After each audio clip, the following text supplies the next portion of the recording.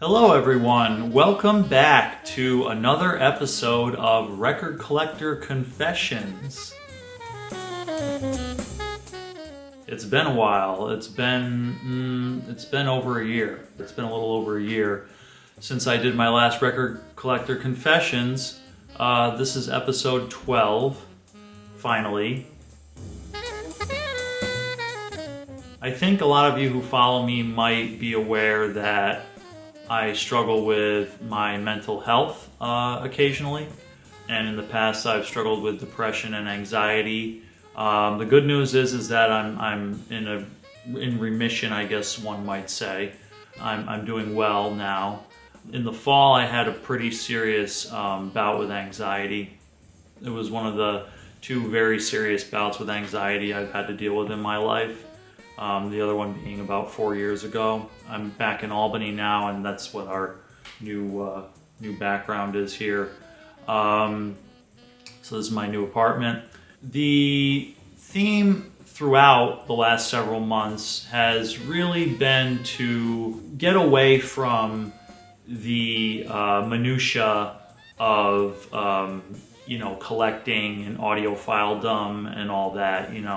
The thing that started to bother me was the obsessing, anxiety, depression, obsessive compulsive disorder, another thing I struggle with. The truth is that historically, being interested in audio and records has, in a lot of ways, been an extension of my tendency to be obsessive and to be a perfectionist.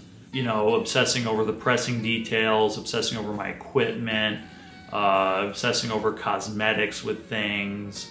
It got to a point in the fall where I was watching a lot of videos on YouTube, and I just realized that I don't really feel like it's good for me to be absorbing content that is making a big deal about all of these like small collector-oriented minutia.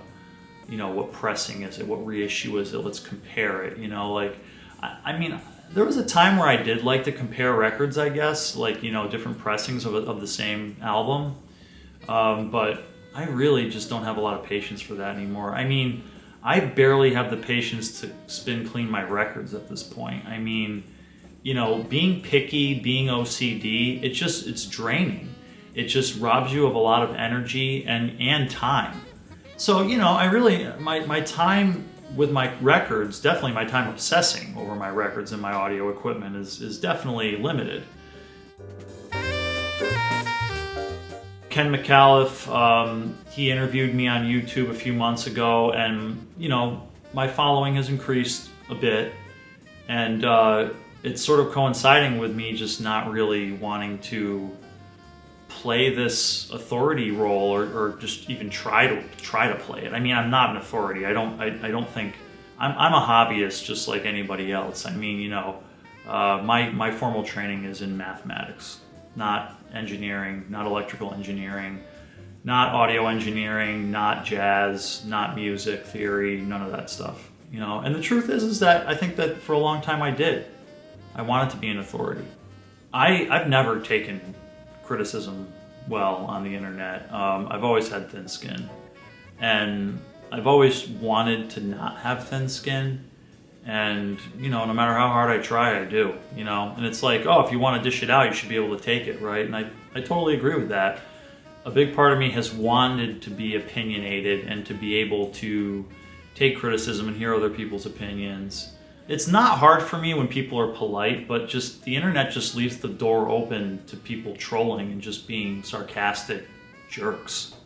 I would have to bet that 9 times out of 10, if not 99 times out of 100, that someone's first interaction with me in a comment section, if it's sarcastic and snotty, that they wouldn't do that in real life if they met me in real life. They wouldn't act that way. They wouldn't talk to me that way.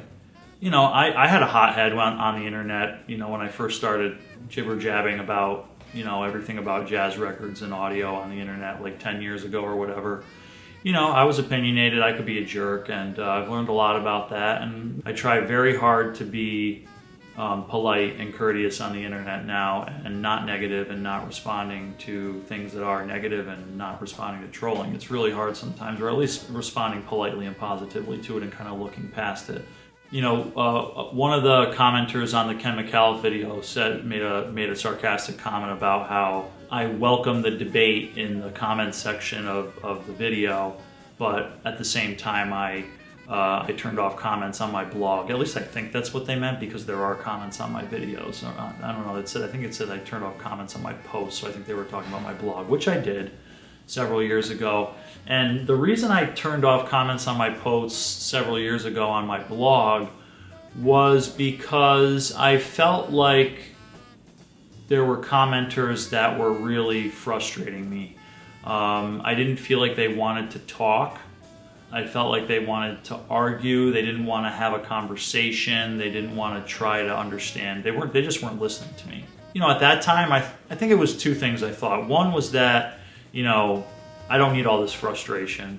And two, the truth is that I kind of thought, oh, well, Pitchfork, the album review site, they don't have comments. And it's kind of like this cool authoritative stance that they take, that they don't have a comments section. What they say is the last word, and that's it, right?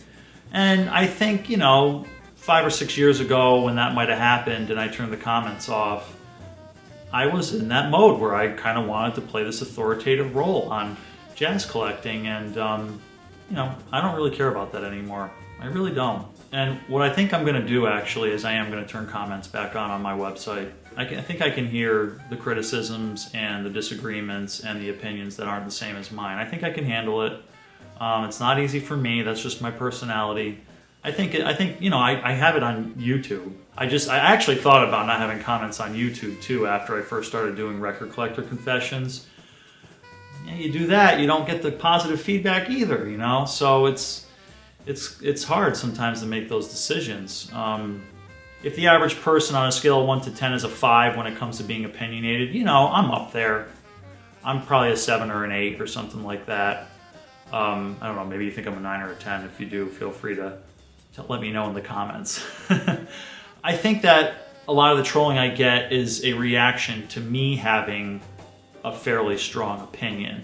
I'm actually at a crossroads where it's like, well, is this my authentic self being opinionated? Yes, it probably is. I'm opinionated. I have a lot to say. I think a lot about these things.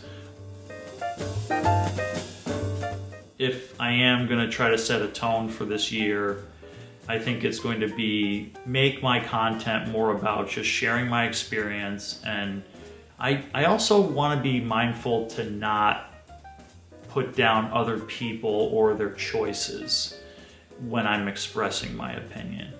But I hope you all stick around and keep watching. And thank you for watching this. And I will see you next time.